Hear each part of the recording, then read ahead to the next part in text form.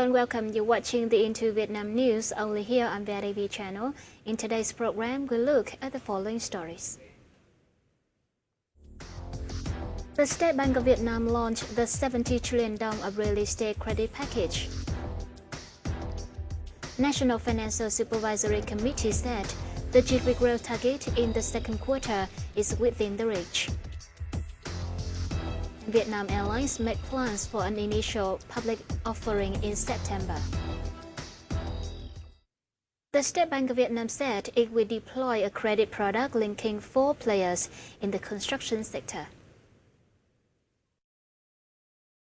This is one of the 5 monetary tools that the central bank will use to support credit growth and capital flows in the economy in the future. The total value of the package is about 70 trillion dong.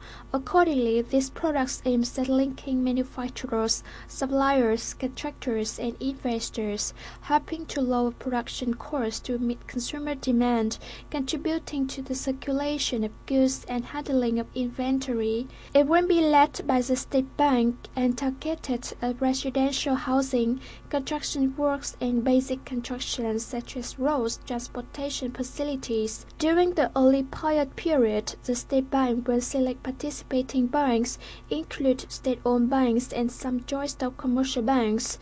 In the coming time, the State Bank will hold another meeting with commercial banks to reach final agreement from the banks. Despite great dispute on its first Circular 09/2014 on extending debt reforming deadline and debt classification for Vietnamese lenders to the end of March 2015 was finally passed by the State Bank of Vietnam in replacement of Circular 02. Economists and bankers had their own opinions to say about the new circular. VITV reporter has a story. Circular number 9 allows banks and other types of credit institutions to adjust the debt payment deadline and maintain the debt group till April 1st, 2015. It also requires credit institutions to develop internal regulations on controlling, monitoring the payment deadline and keeping debt groups. This should have some effects on firms. Về phía doanh nghiệp thì tất nhiên rồi là chúng ta gia hạn là được kéo dài thời gian như vậy thì chắc chắn là có thể là cái nợ xấu của chúng ta chưa xuất hiện, và như vậy thì vấn đề tiếp cận vốn của doanh nghiệp có thể vẫn có, nhưng ta nhớ là tiếp cận vốn thôi, vấn đề về những cái điều kiện để vay vốn chắc có thể là không nới lỏng được, bởi vì ngân hàng đang tái cơ cấu lại nợ xấu thì chắc chắn không muốn gia tăng cái nợ xấu mới. Thứ hai nữa là đối với doanh nghiệp là vấn đề về cái lãi suất phạt, chuyển qua nợ qua hạn thì lãi suất phạt nó sẽ khác, thì cái đó cũng là một cái phần để hỗ trợ được doanh nghiệp. Đúng là thông tư 09 cũng chính thức hóa và cũng đưa ra những cái điều kiện, nhưng mà trên thực tế là cho phép là ngân hàng có quyền là cơ cấu lại thời hạn trả nợ nhưng mà vẫn giữ nguyên nhóm nợ cho các doanh nghiệp.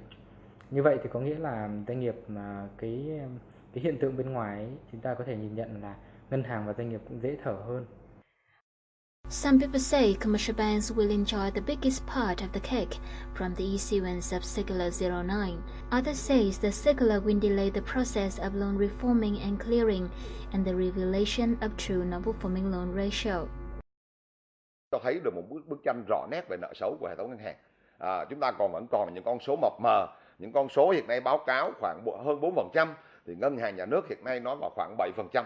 Ví dụ như vậy. Rồi những con số mà chúng ta thấy rằng là có những con số mập mờ mà nói chung là chưa thể hiện được một cái gì. On the issue, the State Bank of Vietnam had the chance to say and stress Circular number 9 is totally suitable to the current economic conditions. It insists that the regulation will not delay the reform process but put great pressure on the tasks in banks. A representative of the State Bank affirmed Circular number 9 is a tight regulation, giving no chances for banks to disobey the rules. Therefore, it will have to disclose the true bad debt number in the near future. Những cái quyết định rất là quan trọng trong vấn đề phân loại tài sản có, phạm vi phân loại rồi tiêu chí để phân loại tài sản có, và cái quan trọng hơn nữa là sử dụng các cái thông tin dự phòng từ trung tâm thông tin tín dụng để mà trích lập và phân loại nợ nhân dân, thì có thể nói đây là một cái quy định rất là chặt chẽ và không còn cái cửa hẹp nào để cho các tổ chức tín dụng hay là các doanh nghiệp để lách trong cái vấn đề thực hiện cái mối quan hệ tín dụng của mình. The State Bank also underlined that credit institutions are not required to make provisions for restructured loans and debt groups. Thanks to this, banks can make it more favorable for firms to make loans, stabilize their own operation and business. This in turn should help boosting credit growth. However, Dr. Nguyễn Văn Thuận believes credit growth has nothing to do with the new circular. Cái vấn đề về tăng trưởng tín dụng tôi nghĩ là không, bởi hai vấn đề khác nhau. Nếu vấn đề nợ xấu này chúng ta thấy rằng là tăng trưởng tín dụng hiện nay các ngân hàng thương mại cũng đang lo lắng về vấn đề nợ xấu, thì vấn đề về tăng trưởng tín dụng là vấn đề chúng ta giải ngân tiếp, mở rộng và giải ngân tiếp, thì khi đó các điều kiện đã vẫn thắt chặt. Economists said the birth of Circular Number 9 will have short-lived good influences on the economy. In the long run, it's worrying that non-performing loans are still a great barrier to a lot of industry and the whole economy.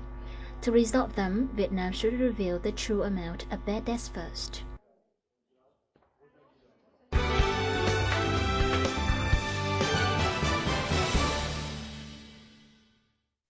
According to the Vietnam's National Financial Supervisory Committee, the country's economic growth will improve in the next quarter, and the 5.8% GDP growth target will likely be met. The committee expected GDP will continue rising for the next 3 quarters after a surge of 4.96% in Q1. It also said growth will improve next quarter in the wake of an interest rate cut and government bond investment increase that support aggregate demand. After a long decline that lasted from the beginning of 2011 until Q2 last year, GDP has steadily increased. Improved results were also seen in the macroeconomy, including rising manufacturing and processing capacity, optimistic outlook for export sector, and controlled inflation. To meet the GDP growth target, the committee recommended the government should pay attention to supporting aggregate demand, boosting consumption, and aiding farmers and businesses through interest rate cut and bank credit access. According to the Ministry of Industry and Trade, Vietnam has so far received recognition of its market economy from 45 countries across the world. This reflects the international community's acknowledgement of Vietnam's efforts to reform its economy and foster international economic integration, encouraging other countries to make a similar assessment. The Vietnamese government will continue providing explanations of its market economy for several partners, including the United States, the European Union, Canada, and Mexico. Under its commitment to the World Trade Organization, Vietnam agreed to have its economy considered as the non-market economy in anti-dumping cases. However, partners who recognize Vietnam market economy status will stop applying non-market status for the country. Data show that the volume of treasury bills issued in the first quarter reached more than 244 trillion dong, and the T-bills still in circulation stood at over 170 trillion dong, the highest level in history. In the first quarter, the total volume of mature T-bills maturity was 123.4 trillion dong, leading to the SBV net withdrawal of 121.4 trillion dong by selling outright. The average bid winning rate in the first quarter was 3.51%, down from 4.25% of Q4 in 2013. With a record high outstanding T-bills, or in short terms and due to be mature in the next quarter, the SBV will be under enormous pressure in the monetary policy and money circulation regulation works.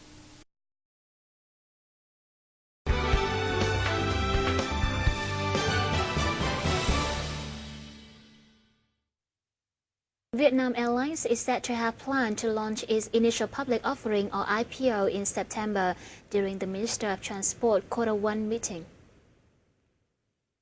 The state-owned flag carrier has valued itself on the basis of 2 methods and submitted 2 proposals to the Ministry of Transport and currently awaits approval of Prime Minister Nguyễn Tấn Dũng. On one hand, based on its book value, Vietnam's airlines was valued at $2.78 billion, of which the state capital accounted for $507 million as of March 31, 2013.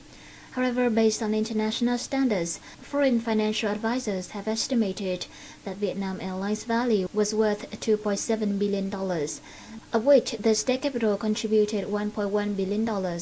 Vietnam Airlines IPO will be the first aviation equitization in the Southeast Asian country that makes the value determination process more challenging. And coming up in the news is some important information from Ho Chi Minh City. Ho Chi Minh City was estimated to have around $960 million trade surplus in the first quarter of this year. In details, the city was estimated to yield total $6.34 billion from exports in the first 3 months of 2014, down 7% on year.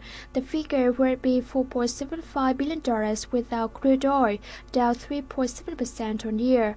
The city's export values in this period dropped mainly due to the falls in export values of industrial products and crude oil.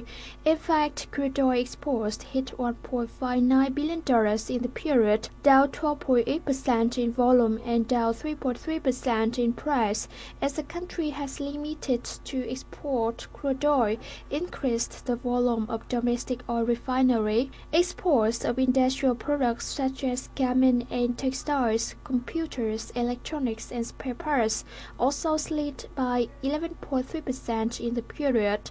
In terms of imports, the southern city was estimated to have spent a total of $5.38 billion to buy goods and services in the period, down 6% on year. According to Ho Chi Minh City People's Committee, by the end of March, total outstanding loans of credit institutions in the area is estimated as 954 trillion dong, up 0.12% from the end of 2013. Compared to the same period, the figure increased 8.3%, in which outstanding loans in Vietnam dong reached 797.2 trillion dong, down 0.57%.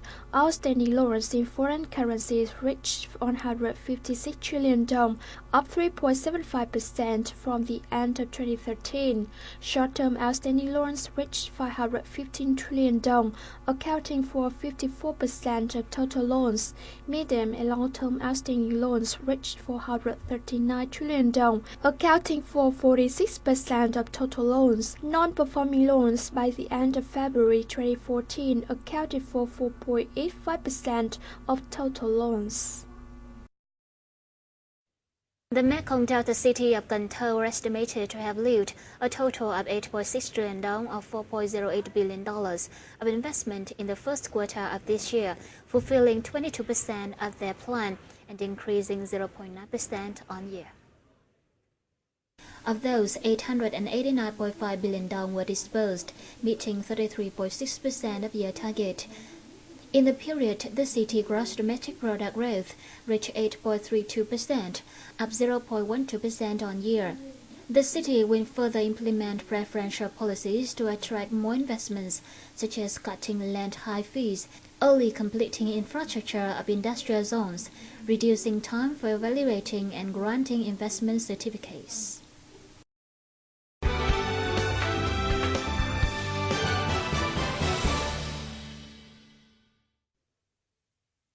And before we go, let's check out the summary of the gold prices, forex, and stock market.